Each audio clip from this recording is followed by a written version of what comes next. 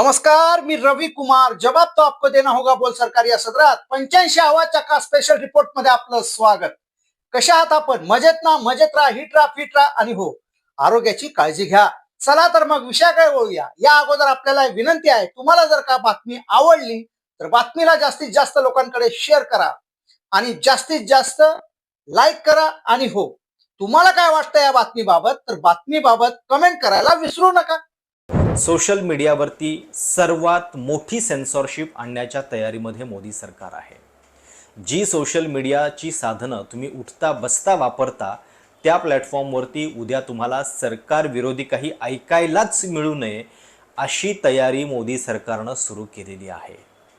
IT रूल्समध्ये काही नव्या amendments करण्याच्या विचारामध्ये मोदी सरकार आहे. त्याच्या संदर्भातला एक ड्राफ्ट 30 मार्च 2026ला मोदी सरकारनं जाहीर केलेला आहे आणि अतिशय कमी वेळ देऊन म्हणजे केवळ 2 आठवड्यामध्ये लोकांच्या सूचना मागवून 14 एप्रिल नंतर त्याची अंमलबजावणी करण्याचा मोदी सरकारचा विचार आहे.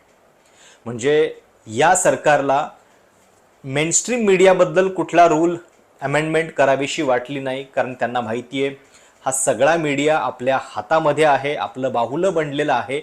त्यांना या रूल्समध्ये अमेंडमेंट केवळ सोशल मीडियासाठी करावीशी वाटते, कारण ही एकमेव स्पेस उरलेली आहे की जिथं आता सरकारला प्रश्न विचारले जात आहेत. आणि म्हणून वेळीच या नव्या घडामोडीबद्दल सावध व्हा, याच्याबद्दलची माहिती जितकी शक्य होईल तितकी मिळवा, कारण पुन्हा नंतर वेळ गेलेली असेल. आणि गेल्या काही दिवसामध्ये याची प्रचिती येतेच आहे. तुम्ही सोशल मीडियावरती एक व्हिडिओ पाहिला असेल जो इंस्टाग्रामवरती प्रचंड व्हायरल झालेला होता. पंतप्रधान मोदी हे बाहेर गेल्यानंतर बाहेरच्या राष्ट्राध्यक्षांना कसे भेटतात, कसे बोलतात याच्याबद्दल एक अत्यंत मार्मिक टिप्पणी या व्हिडिओतून करण्यात आलेली होती. म्हणजे बघा, मोदींच्या प्लॅटफॉर्मवरून किंवा आपल्या देशामध्ये ANI सुद्धा हे सगळे व्हिडिओ म्यूट करून दाखवतं, पण अनेकदा बाहेरच्या राष्ट्राध्यक्षांच्या प्लॅटफॉर्मवरती कदाचित हा ऑडिओ कधीतरी चुकून येतो आणि त्याच्यातून मोदी नेमकं त्यांच्यासोबत काय बोलत असतात आणि विनाकारण का हसत असतात याच्याबद्दल एका युवकानं अतिशय व्यंगात्मक पद्धतीनं हा व्हिडिओ केला. पण तो सरकारला इतका झोंबला की त्यांनी त्याचं इंस्टाग्राम अकाउंट जे आहे ते बंद करून टाकलेलं आहे. पण बंद केल्यानंतर सुद्धा गेल्या आठवडाभरामध्ये हा व्हिडिओ सर्वाधिक व्हायरल आहे. जवळपास 837 मिलियन लोकांनी तो बघितलेला आहे. इतकी भीती सरकारला या व्हिडिओची वाटते. आणि हे केवळ एक उदाहरण आहे. तो व्हिडिओ तुम्ही आत्ता पाहाच, त्याची थोडीशी झलक. पण सोबतच गेल्या आठवडाभरामध्ये नॅशनल दस्तक नावाचं बहुजन समाजाचा आवाज उठवणारं एक चॅनल आहे, त्यांचं फेसबुक अकाउंट बंद करण्यात आलेलं आहे. मॉलिटिक्स, ज्याच्यावरती सरकारला प्रश्न विचारले जातात, त्यांचं अकाउंट बंद करण्यात आलेलं आहे. त्याच्यानंतर 4PM नावाचं उत्तर भारतातलं एक चॅनल आहे, ते यूट्यूबवरनं हटवण्यात आलेलं आहे. आणि मुकेश मोहन सारख्या पत्रकारावरती नितीन गडकरी एका बातमीनंतर केस दाखल करतायत, हे याच्याबद्दलचा पण एक व्हिडिओ मी तुम्हाला दाखवलेला होताच. त्यामुळं हे सगळं करण्यासाठी आता अधिकाधिक नियंत्रण मोदी सरकारला आपल्या हातामध्ये हवं आहे आणि त्यासाठी याची तयारी चालू आहे. संसदेमध्ये याचे पडसाद उमटले, रस्त्यावरती उमटत आहेत आणि 14 एप्रिलपर्यंत जर तुम्ही वेळीच जागे नाहीत झालात, याच्याबद्दल आवाज नाही उठवलात, तर कदाचित पुन्हा आपल्या हातात ही वेळ जी आहे ती शिल्लक राहणार नाही आहे. काय नेमका हा एक प्रस्तावित विधेयकाचा मसुदा आहे, नियमांचा मसुदा आहे, आपण बघूयात. हे अमेंडमेंट्स आहेत IT रूलमधले आणि त्याच्यामुळे होणार काय आहे, एकतर मीडिया हाऊसेस यांच्या रेग्युलेशनच्या ऐवजी जे इंडिव्हिज्युअल क्रिएटर्स आहेत, इन्फ्लुएन्सर्स आहेत, त्यांना रेग्युलेट करणं हे सरकारला सोपं जाणार आहे.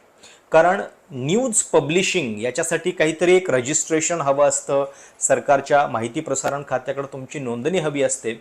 पण या अमेंडमेंट्सनुसार सरकार आता याची व्याख्याच बदलून टाकणार आहे. म्हणजे कुठल्याही सोशल मीडियावरती जरी तुम्ही न्यूजबद्दल काही लिहित असाल तरी सुद्धा तुम्हाला याच कॅटेगरीमध्ये आणलं जाणार आहे. आणि एकदा का हे रूल नोटिफाय झाले की त्याच्यानंतर तुम्ही यूट्यूब, इन्स्टा असेल, X असेल, याच्यावरती तुम्ही काहीही पब्लिश केलं तरी सुद्धा तुम्ही MIB म्हणजे ministry of information and broadcasting, माहिती प्रसारण मंत्रालयाच्या अखत्यारीमध्ये येणार आहात. तुम्हाला ही मिनिस्ट्री जी आहे ती डायरेक्ट ब्लॉकिंगच्या ऑर्डरसुद्धा तुमच्या कंटेंटबद्दल देऊ शकते. सोबतच the draft removes the distinction between voluntary advisories and mandatory compliance, म्हणजे ज्या सोशल प्लॅटफॉर्म्सवरून ही माहिती प्रसारित केली जाते, उदाहरणार्थ फेसबुक, यूट्यूब, हे सगळे अमेरिकन प्लॅटफॉर्म्स आहेत. पण म्हणजे यांचे सुद्धा काही रेग्युलेशन असतात. यूट्यूबवरती सुद्धा आम्ही काही ठराविक नियमांचं पालन करूनच तुमच्यापर्यंत व्हिडिओ पोहोचवत असतो. पण सरकारला हे पुरेसं वाटत नाहीये. सरकारला असं वाटतंय की समजा जर आमच्या विरोधातला एखादा कंटेंट आहे आणि आम्हाला तो चुकीचा वाटतोय, तर आम्ही तुम्हाला आदेश दिल्यानंतर, म्हणजे अमेरिकन कंपनीला आदेश दिल्यानंतर तुम्हाला तो इथं ब्लॉक करावा लागेल. आणि त्या अर्थानं हे नियम जे आहेत ते बदलण्यात आलेले आहेत. क्लॅरिफिकेशन, ॲडवायझरी, ऑर्डर, डायरेक्शन या सगळ्याचं पालन जे आहे ते या इंटरमिजिएटरी कंपन्यांना करावं लागणार आहे. आणि त्याच्यामुळं गव्हर्नमेंटच्या कुठल्याही सजेशन ज्या आहेत त्या एक प्रकारे या कंपन्यांच्यासाठी लीगल रिक्वायरमेंट्स होऊन जाणार आहेत. As per the first amendment rule published in February 2026, अगदी याच वर्षामध्ये AI संदर्भात सुद्धा एक बदल मोदी सरकारनं केलेला होता की तुम्हाला ते डिस्क्लोजर द्यावा लागेल. पण तो ठीक आहे, म्हणजे तांत्रिकदृष्ट्या तो आवश्यक असा होता. पण होणार काय आहे की platforms may lose their safe harbour protection immunity from user content liability if they fail to proactively enforce the rules. म्हणजे सरकार भीती घालतंय की तुम्ही जर या सगळ्या गोष्टींचं पालन नाही केलं तर तुमची भारतातली सर्व्हिस जी आहे ती धोक्यात येऊ शकते. आणि त्यामुळं या IT रूल्स अमेंडमेंटला फार मोठ्या प्रमाणामध्ये विरोध होतोय. अगदी काल दिल्लीमध्ये जेव्हा संसदेचं अधिवेशन चालू होतं तेव्हा 2 खासदारांनी याच्या संदर्भातला आवाज उठवला. आम आदमीचे संजय सिंग आणि राष्ट्रीय जनता दलाचे मनोज झा. काय नेमकं ते म्हणालेले आहेत बघा. अभी इसके ठीक बाद मुझे 1.5 घंटा विलंब हो गया है. मुझे प्रेस क्लब जाना है. जानती हैं क्यों मैम? सिर्फ इसलिए कि सरकार की आलोचना देश की आलोचना हो गई है. सरकार की नीतियों उसमें कुछ डिक्रिमिनलाइज करिए. मेरे देश और मेरी सरकार में फर्क है. ये फर्क 75 वर्ष पूर्व भी था.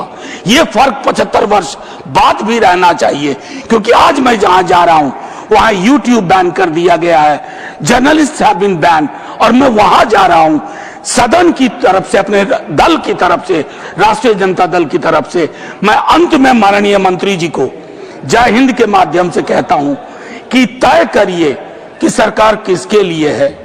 आपकी नीतियां, आपका दिमाग हम चेक कर लेंगे. आपका दिमाग बड़े बकायेदारों से कर्ज वसूलने में नहीं है. अगर होता तो ये हजारों करोड़ के जो बकायेदार इनके पासपोर्ट जब्त करो ना. संजय सिंह के तो पासपोर्ट आपने जब्त किए हैं. एक एक सांसद के पासपोर्ट आपने जब्त किए हैं. इन डकैतों के पासपोर्ट क्यों नहीं जब्त किए आपने?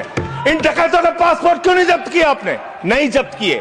आपका दिमाग क्या है? यूट्यूबर पकड़ना है, न्यूज वाले को पकड़ना है, 4 PM संजय शर्मा का बंद करना है, राजीव निगम का फेसबुक बंद करना है, मुकेश मोहन पे मुकदमा करना है. खाली आपको अपने विरोधियों का गला घोटने के अलावा दिन रात कोई काम नहीं है. खाली आपको अपने चंद पूंजीपतियों को फायदा पहुंचाना है. देश की जनता भाड़ में जाए, कोई मतलब नहीं आपको. नोटबंदी करके आपने देश की अर्थव्यवस्था को बर्बाद किया.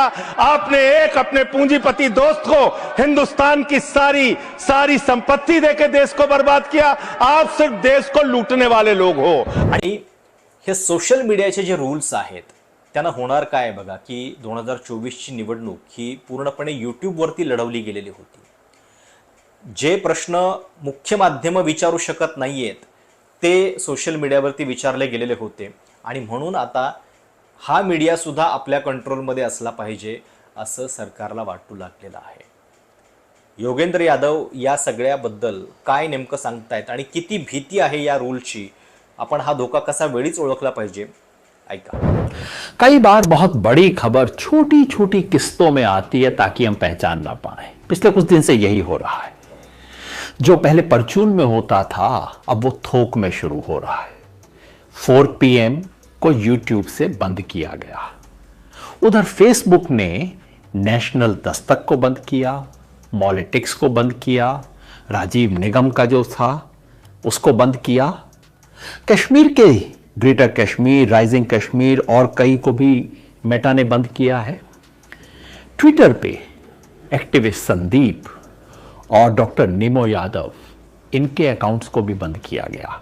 और यही वो वक्त है जबकि मुकेश मोहन जैसे इन्फ्लुएंसर्स के खिलाफ केस किए जा रहे हैं। ये टुकड़ों टुकड़ों में जो खबर है, इसके पीछे बड़ा सच क्या है? सोशल मीडिया अब इस सरकार के खिलाफ हो रहा है और सरकार डर रही है। घबराई हुई, बौखलाई हुई, डरी हुई सरकार क्या करती है? पोस्टमैन को पकड़ने की कोशिश करती है कि तुम्हें नहीं करने देंगे। दो बात याद रखने की है। पहला, ये मत सोचिए कि सिर्फ 4 PM पे हमला है, ये मत सोचिए कि एक्टिविस्ट संदीप या किसी और पे हमला है, ये हम सब पर हमला है। और दूसरी बात याद रखिए, दुनिया में सबसे बड़ा मीडिया हमारा मुंह और हमारा कान है। जब किसी डिक्टेटर के खिलाफ ये मीडिया चलने लगता है, उसे दुनिया में कोई नहीं रोक सकता। हिंदुस्तान का मिजाज करवट ले रहा है। त्यामुळं अतिशय छोट्या छोट्या भांडवलावरती काम करणारे हे सगळे लोक की ज्यांचा विवेक जागा आहे, ज्यांना निष्पक्ष पत्रकारिता करायची आहे, सरकारला प्रश्न विचारायचे आहेत, आणि सगळ्यात महत्त्वाची गोष्ट हीच आहे की जी मनोज झांनी पण सांगितली, सरकार आणि देश याच्यामध्ये फरक असतो। आपल्या देशहितासाठी सरकारला प्रश्न विचारायचे असतात। एक फेमस वाक्य पण आहे इंग्लिशमधलं, every patriot defends his country against the government. म्हणजे या गव्हर्नमेंटपासून, कुठल्याही गव्हर्नमेंटपासून आपल्या देशाचं रक्षण करणं हे कुठल्याही देशभक्ताचं प्रमुख कर्तव्य असतं। आणि म्हणून वेळीच सावध व्हा। हे अमेंडमेंट्स 14 एप्रिलपर्यंत लागू करण्याचा मोदी सरकारचा विचार आहे। आता ड्राफ्ट रिलीज करण्यात आलेला आहे, लोकांच्या सजेशन्स मागवल्या जात आहेत, पण ते एक लोकशाहीचं नाटक असतं। या सजेशनचा किती विचार मोदी सरकार करणार आहे हे आपल्याला आधीच माहिती आहे, आणि म्हणून शक्य तितक्या पद्धतीनं हा स्वतंत्र मीडियाचा आवाज, जो आता केवळ एक शेवटचा बालेकिल्ला उरलेला आहे देशामध्ये, तो तरी वाचवण्यासाठी आपण सजग झालं पाहिजे।